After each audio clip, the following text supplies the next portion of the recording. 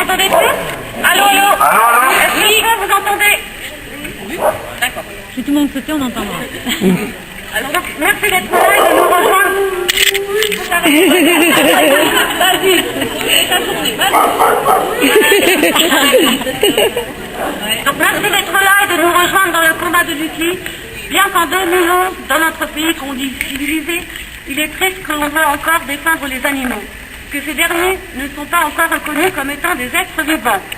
Aujourd'hui, on a presque tous des chats, des chiens et autres espèces à la maison. Ils font partie de la famille.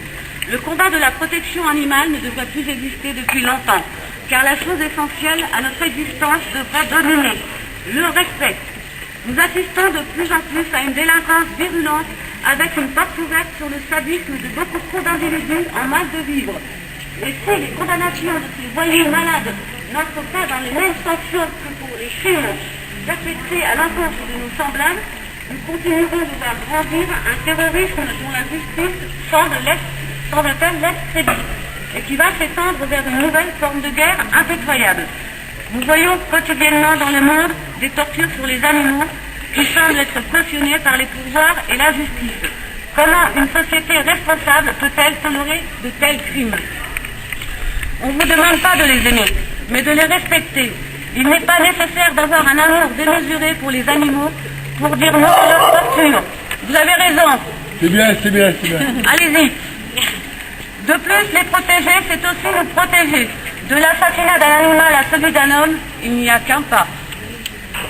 Donc nous sommes là aujourd'hui parce que de nombreuses personnes ne les respectent pas, mais aussi parce que la justice ne tient pas compte du calvaire enduré par les animaux quand elle rend des jugements. Alors, comment définir leur douleur, leur souffrance? Le mieux, comme dans tous les combats, est de laisser la parole aux victimes. Aujourd'hui, je la laisse à Lucky. Écoutez bien ce qu'il a à dire. Ouf. Voici mon histoire. Je m'appelle Lucky. Je suis, ou plutôt j'étais, un beau dalmatien de 3 ans, un vrai beau gosse qui avait la rage de vivre. Le 12 juin 2010, l'humain, Sébastien Claudel, retenez bien son nom, Sébastien Claudel, qui me gardait, a décidé de me punir. Je n'ai pas compris. Je n'ai pas fait pipi à la maison, pas détruit de chaussettes, ni même couru un peu un chat. Je ne sais pas pourquoi, il m'a attaché à l'attelage d'une voiture, puis l'a fait rouler. Rouler. J'ai dû courir si vite et si longtemps que je n'ai pas pu lutter contre ça. J'ai voulu que ce jeu s'arrête, alors j'ai crié pour qu'il stoppe la voiture, mais il a continué. Pourtant il m'entendait, je le sais. J'ai compris qu'il avait décidé d'en finir avec moi. Il ne m'a laissé aucune chance. Je n'avais aucun moyen de m'en sortir. Fallait s'y attendre, hein? Mais Ouais, comment aurais-je pu s'en deviner? Pourquoi me méfier de lui? Il était un humain, un dieu. Aucune pitié, aucun sentiment. Des humains que je ne connaissais pas sont intervenus pour essayer de m'aider. Il accélérait. Il était déjà trop tard pour moi. J'étais si blessée. Vos routes ne sont pas en coton. Ah, si j'avais su qu'il m'assassinerait, je l'aurais mordu. Quitte à me faire euthanasier et qu'on me traite de chien méchant, la légitime défense n'existe pas pour nous. Quelle trahison! Ce jour-là, j'ai découvert ce que vous appelez la méchanceté, la lâcheté, la barbarie, le mensonge, la cruauté.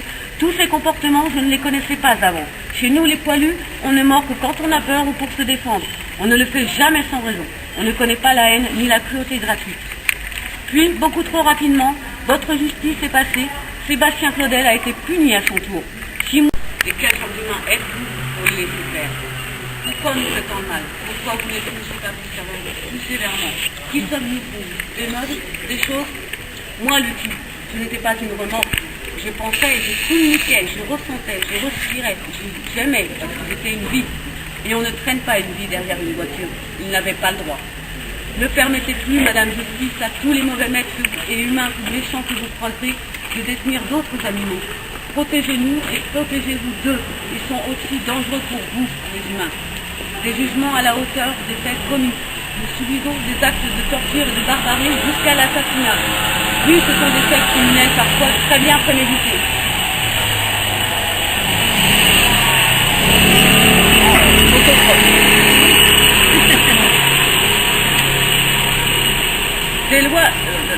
dictionnaire ne manque pas d'imagination. Des lois existent, mais mal appliquées, et nous n'avons aucune valeur juridique, aucun statut. Nous faisons partie de votre famille aujourd'hui. Notre amour, notre fidélité, notre confiance pour vous est pure et éternelle. Nous ne connaissons pas la trahison. Vous, messieurs, mesdames, les juges et procureurs, vous qui avez le pouvoir que toutes ces horreurs cessent, avez-vous un animal chez vous? Si oui, regardez-le bien dans les yeux et imaginez qu'il soit aujourd'hui à ma place.